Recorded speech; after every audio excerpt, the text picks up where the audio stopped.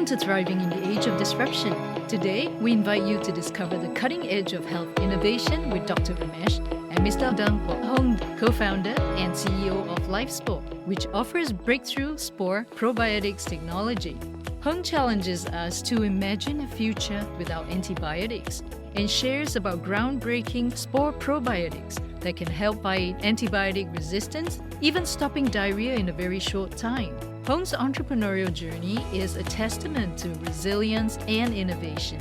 From facing skepticism in the pharmaceutical industry to strategically using social commerce for product recognition, Dr. Ramesh also explores the crisis-ready mindset, extracting insights from Hung's pivotal decision to leave a stable job during the global recession. Beyond business, Hung shares insights on spirituality, simplicity, and the significance of living in the present moment. Success, according to Hung, lies in aligning with one's mission for true fulfillment. Dive right into this podcast with Dr. Ramesh and Hung for a condensed yet insightful exploration on innovation, entrepreneurship, and crisis resilience. Welcome to Thriving in the Age of Disruption podcast series, Mr. Hung. We're so excited to have you here, and thank you for hosting us in your lovely office here in Hanoi, Vietnam. It is actually wonderful to meet you in person. Hi, Dr. Ramesh. Thank you for having me here today. I am Hung, co-founder and CEO of LifeSpore Global, a pioneer company for probiotic in Vietnam.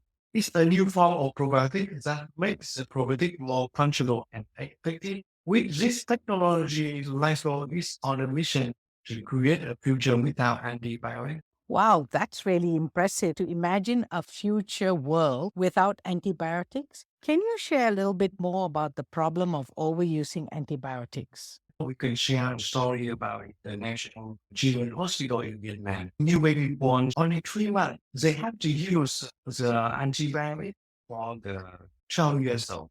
They call that the antibiotic resistant. And I think the LifeSpore product is also a solution where the patient have antibiotic resistant.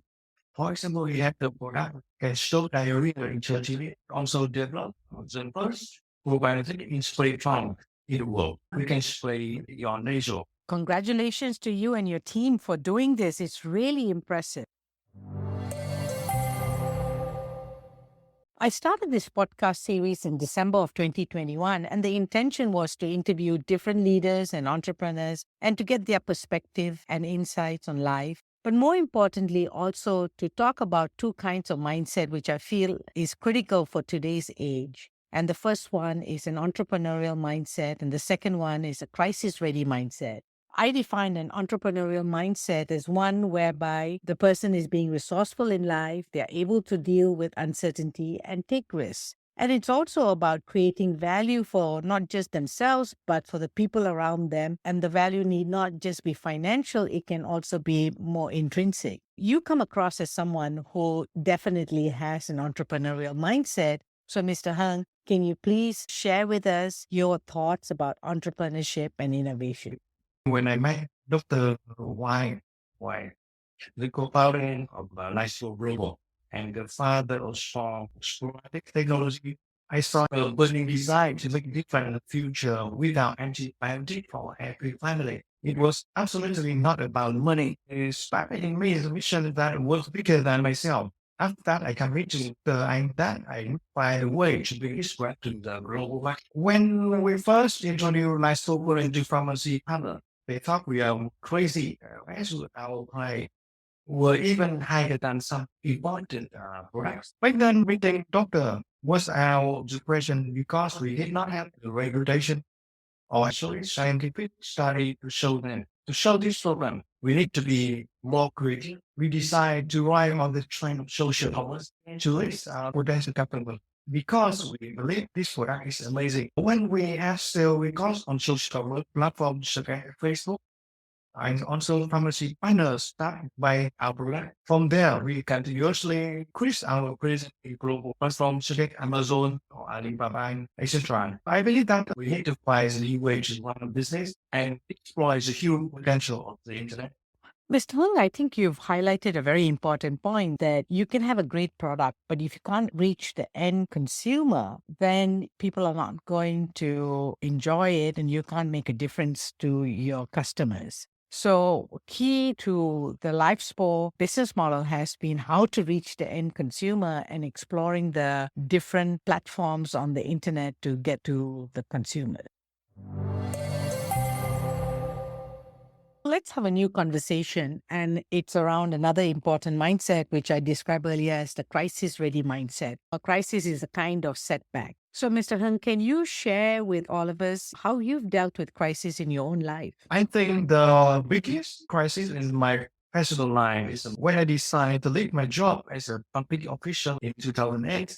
Relatives in my family even told me, "You are more than crazy." In 2008, the global economy was in the deep recession. That's right. But I believe that before 25 years old, you dare to somehow. But then when I make the decision, I just had a strong desire to change. No matter what, I started out as a small merchant. Even I had to deliver our product to customer with a motorbike. And it was different life, tied, no security. But I felt happy doing that. I was determined to pursue entrepreneurship for the long term.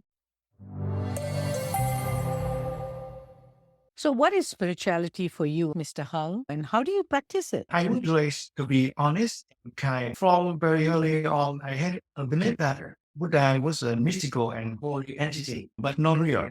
After that, I went to India. I realized that in reality, Buddha was a real person and he went on an enlightenment journey. So for me, spiritual journey is the same process everyone went through inside enlightened journey.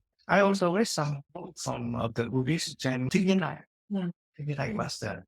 Some of his philosophy is that we can deeply touch the prison. The miracle is working on good, focusing on how to experience and get closer to the present in everyday life.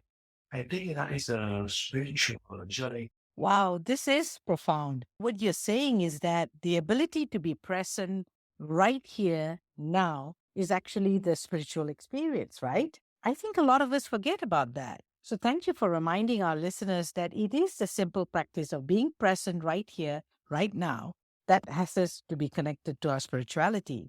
I have a new question, and it's about living a simple life. Do you think it's possible for us to live a simple life? Stabilize. Yes, I think it's a matter of choice. When I was in India studying Buddhism, I realized that more than 2,000 years ago, Buddha, he would eat whatever he was treated to eat by people, and he led a very happy life. This is an inspirational for simple life. That's right. So, what about thriving? What does thriving mean for you? For me, personally, we need to be flexible to seize the opportunity offered by the current fast-changing world. But we also need to ensure that we only pursue sustainable activities. This seems to be a completing goal, but analyze for in order to achieve sustainability, we focus on two things. The first one is the leadership transformation, and the second one, the method of management, lean management.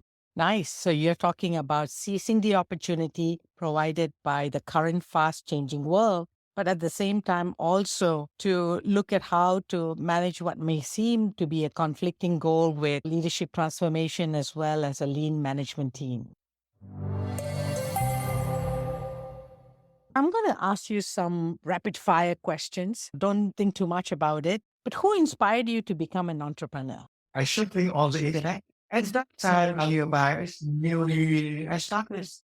I think that might also my situation to use internet to change.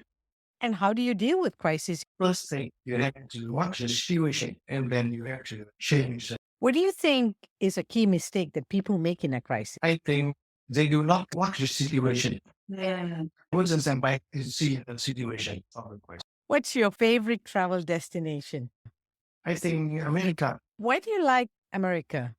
because I want to find out how they invent this kind of technology. For example, the iPhone, I want to find out how they can create successful products like this.